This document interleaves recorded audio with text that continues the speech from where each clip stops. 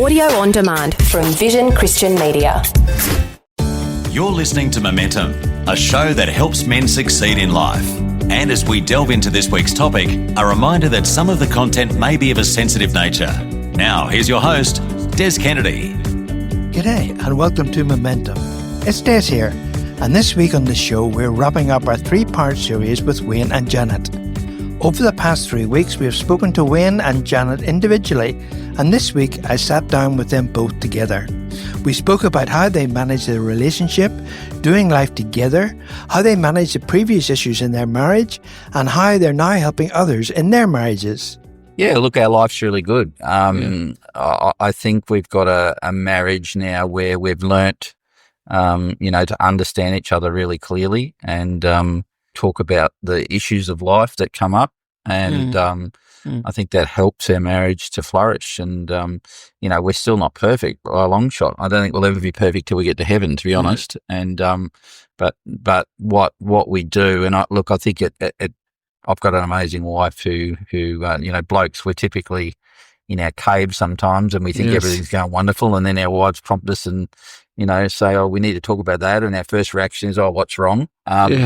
But what I've learned is that nothing's wrong. We just want to talk about it and we just want to be better. And I think, I've got a wife who loves to be like that. So I think that's an amazing point you've just made. And because men do react that way whenever there's something that needs to be dealt with, their immediate reaction is, what have I done wrong? And it's not necessarily, maybe, but not necessarily you've done something wrong, but it could be just something needs to be worked through. So there's a bit of, pink and blue. Blue. And I would say that, we learnt that, yes, men do think and act in blue and women think and act in pink. So totally different. And I think on that note, I learnt to start a conversation saying to Wayne, just so you know, you haven't done anything wrong. Just so you know, everything's actually okay. Yeah. Just so you know, you don't have to fix anything. And that's how I start a conversation because you're right. Men think, I've got to talk about something. I've done something wrong. And you need to sort of relieve that and say, no, you haven't done anything wrong. Yes. And it's good that you do remind all the time. She's very good at doing that. It puts them at ease, I think, that there's nothing. Absolutely. It's just a chat. It's not trying to fix. It's not trying to, And I've found over the years, Janet will want to tell me something and she does that and premises that with, you haven't done anything wrong. And at the end of it, I shake my head and think there was actually nothing wrong anyway in the first place. Why did she even need to say that? But all she needed to do was talk. Yes. Women need to talk, or, lots of women do. They just need to vent and get it out there. And honestly, in the end, it's not fixed in my eyes, but to them it is because they've got it out. Yes. Whereas we're instantly in the fix-it mode. Oh, what have we done wrong? How do we fix it? And it actually makes it worse. That's another key point, is that men are Mr. Fix-It. We listen to things and say, how can I make it better? And the old book, Men Are From Mars, Women Are From Venus, or whatever that term is, it talks exactly about that and the art of conversation, the art of understanding each other. And cool. So you guys have been through so much trauma. You both have talked separately about the pain. You both talked separately about how you've dealt with that pain and how you've come through that. I guess what would be really cool to talk about is how you help couples who are even starting down the path of a dysfunctional relationship, and tips that you can give them to pull back from going down that path. And guess coach lessons on how to make things better in the future. I think what comes to my mind straight away is normally when we're helping couples, I can sense straight away the main thing is they're not hearing one another. Yes. And the communication is, like we said before, you're not understanding me, so therefore, I just give up. So instantly, my desire for any couple is to hear one another. Yes. You don't have to agree. You don't even necessarily have to understand. Yes. But to hear. Yeah. Your partner. Active listening. Active listening. And so when Wayne and I are sitting with couples, I encourage one of the partners to talk and the other one to active listen. Yeah. And they've got their point of view and they want to get it in there, but I just allow them to listen. And then the other person, has a say. And just giving them a safe space to hear one another. I think that's where in a marriage day to day, you kind of lose that ability to listen and really hear. Yeah. And often I say to couples, they talk in fact. Yes. I won't say necessarily men, because it can be women as well, but men kind of talk in fact. Yes. And I try and get them in front of their wives to talk what they're feeling. That's great. Yeah. Okay, and that's spot on, because men don't talk about how they feel about the woman things. wants to know what they're feeling, really. At the end of the day, work does this, and we did this. That's great. Yeah. But how did it make you feel? What are you feeling within your heart? What are you really sensing? Yeah. That's what your wife wants to really hear. So how would you encourage Wayne to think that way? I literally say, and I've learnt through some brilliant counsellors, to say, okay, so that's the fact of the matter. What is it you're actually feeling? Can you give me some describing words, what it is you're feeling? Yeah. Sometimes they might need prompting. Is it sadness? Are you feeling excited? Are you feeling angry? Are you feeling frustrated? Yeah. Get them to express. And oftentimes I find people don't even know what they're feeling. They have to learn how to tap into. Yes. You showed me, wasn't it, the other day, the stats of suicide rates in Australia, men versus women. And it was more than double, wasn't it? It was huge. It was massive. Yeah. And it makes me think that, men get to that point because the hurts inside them aren't expressed. They don't share it. Yes. And, I know I got to that point really, a couple of times where it's almost like we don't know how to express it. And look, I'm blessed that God gave me Janet, because she helped get me to talk like that. But I would encourage all men, it's okay to be vulnerable. Yes. Yes. It's okay to have that awkwardness in your heart and your gut when you're sharing stuff. Yeah. Whereas, in society, we've got lots of great campaigns, are you okay? Things like that. There's, that's that, but that's just the beginning. Yes. Are you okay? Of course, anyone can say, yeah, I'm fine, mate, which is what most men do. Yes. You see men when they turn up at a barbecue or church or whatever, yeah, good mate, how you going, mate? Yeah, good mate, Yeah. But do you ask the next question? Yes, because you have to ask that. How are you really feeling? Yes. And Janet's taught me that, and I do it a lot now with blokes. Now, how are you really feeling? Yeah. And they'll still sometimes say, no, I'm good. No, and you've got to almost say it a third time. 3 times. Yeah. No, but what's really going on, mate? And I think it's that vulnerability that men we need to get better at. Yes. That's cool. Yeah. So we really encourage, couples to do that, to get to that point. If you really want to fight for your marriage and you want to go deep, you have to express feeling. Yes. Else it's just going to be a very shallow relationship. Yeah. It won't have any depth to it. So how do you encourage, other than just telling or asking your male partner to express their feelings, are there tools that you would use to help men open up in that way? Are there guidelines that men can use? I guess it's one, letting them feel comfortable in their own space. Safe space, yes. What other tools do you think? So one of the ones that we talk about a lot is about putting that pillow, about what the issue is. Quite often when a couple, or even for us, when we're dealing with something that is painful and is hurtful, it's understanding that it's the situation, not each other, that we're dealing with. Oh, wow, that's really cool. What's the problem? And we usually are sitting on a couch, so we grab a cushion and we put the cushion out in front. Right. And we say, let's talk to the problem, which is the cushion out in front. Yeah. So it's not, you're not the problem. I'm not actually having to go at you. I'm talking about the issue. Whatever the issue is, it might be your kids, your finances, work, whatever the problem is that you're dealing with. It might be the way that you talk to me. Whatever the problem is, let's talk to the problem out in front here, and not and actually sit together, because you are one, and be together. This is not an attack on one another. This is a situation that's out in front of you, and it's physically right out there in front. So you can see that it's not attached to the two of you. It's out there. I love that principle. That's really good advice, because it's so easy, isn't it, for a couple to get whatever the issue is, right? You're being attacked when you deal with that, right? Rather than saying, that is the issue, not you, not me.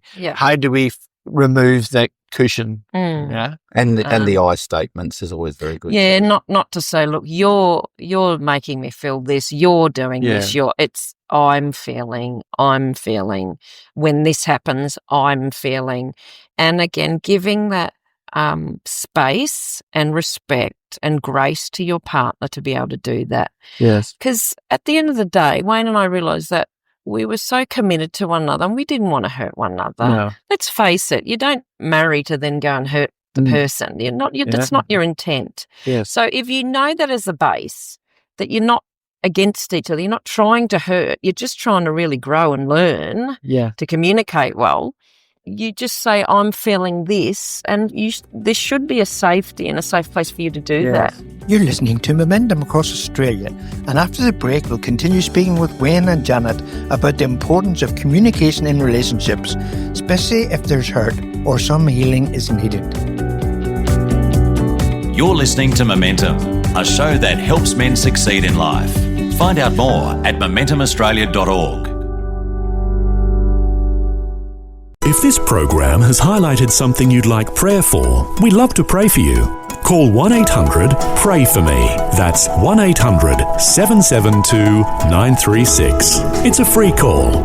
Or text 0401 132 888. You're listening to Momentum, a show that helps men succeed in life. Find out more at momentumaustralia.org. It's Des here, and we're continuing our chat with Wayne and Janet about how they've turned around a marriage full of hurt and how help others restore their relationships. We learnt this through counselling, that and it's everyone's different, but for us, we're in bed by 9:30 most nights, and to bring something up just before bedtime really was not wise. Yes. It often ended up in a fight, and it didn't go well because we're just we're tired. Yeah. So Wayne would even say to me sometimes, "No, it's 8:01. Not talking about that." Very good. So I'd say, "No, very good." I'm very expressive, and I want to get things sorted out. There and then. Yeah. And sometimes I had to pull back and go, "No, give yourself 24 hours." Yeah. Yes, to emotionally just calm down, think about it. Yeah. So again, timing. And then, Wayne and I live busy lives, and sometimes it would be, another tool would be schedule a time. Get your diaries out, both of you. Yes. And okay, Wednesday 6 p.m. is going to work for both of us. Yeah.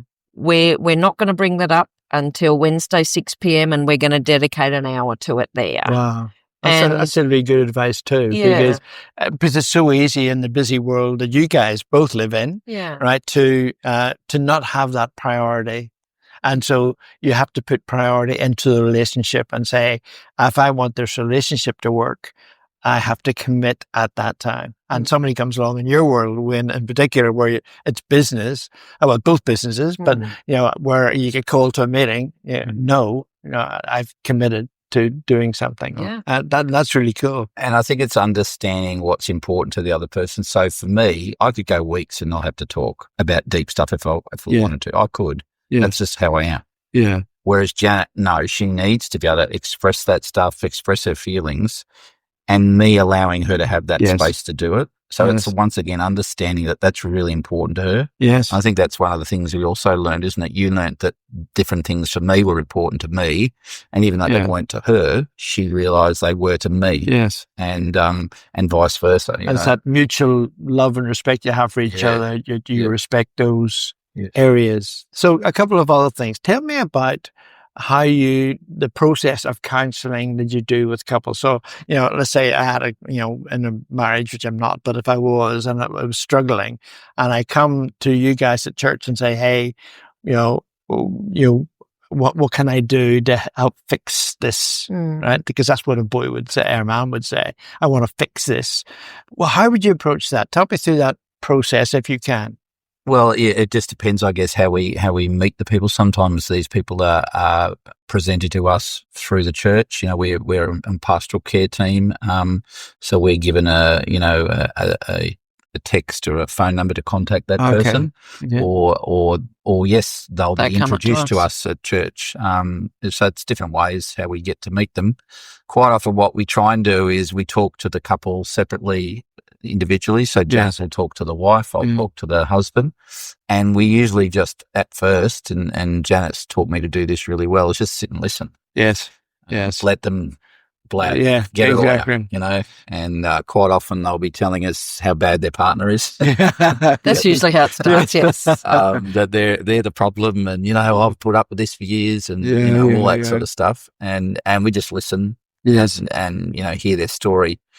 And then what we usually do is we tell them a little bit of our story, and about how we learnt to navigate through the problems that you're saying you've got. Yes. And we're willing to sit with you and talk about our journey, and if it helps, it helps. And what we always say to them, we are not professional counsellors. Yes. Although Janet is studying to become one, we aren't. But what we've got is experience, and we've got life experience is huge. Yeah, and we've got an experience that God's helped us with, and so I suppose that's how it starts. And then what we usually end up doing quite often is we'll see the couples separately. So I'll see the bloke separately, maybe for coffee somewhere. Janet will see the wife separately. And then we get them to agree to come together with the four of us. Okay.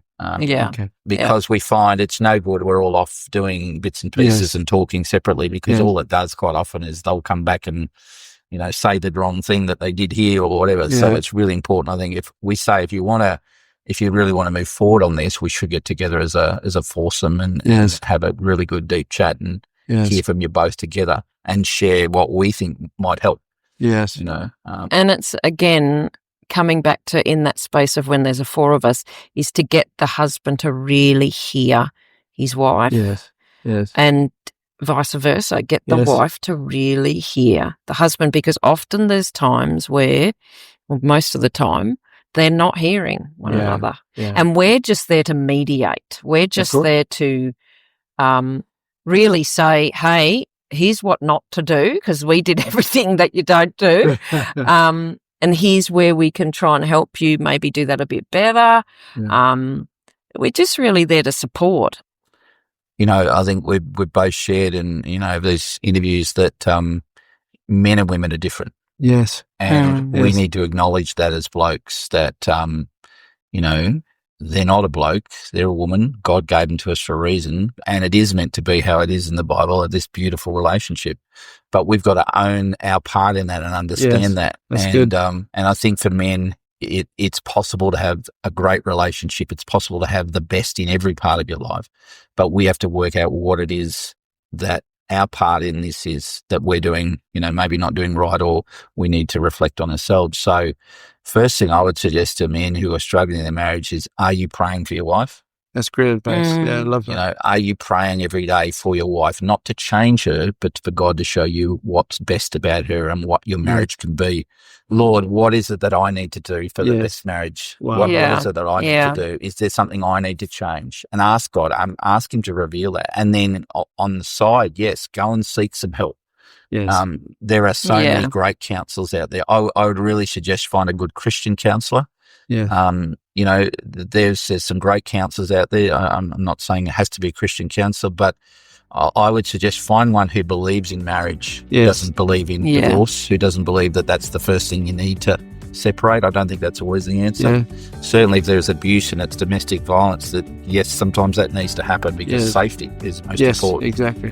But I would really say go and find some good advice and start that journey about finding out what you need to do yourself. You've been listening to Momentum, a show that helps men succeed in life. For more information or to hear this week's show again, go to momentumaustralia.org. You can also access a whole range of resources to help you on your journey and to get in touch with the team at momentumaustralia.org.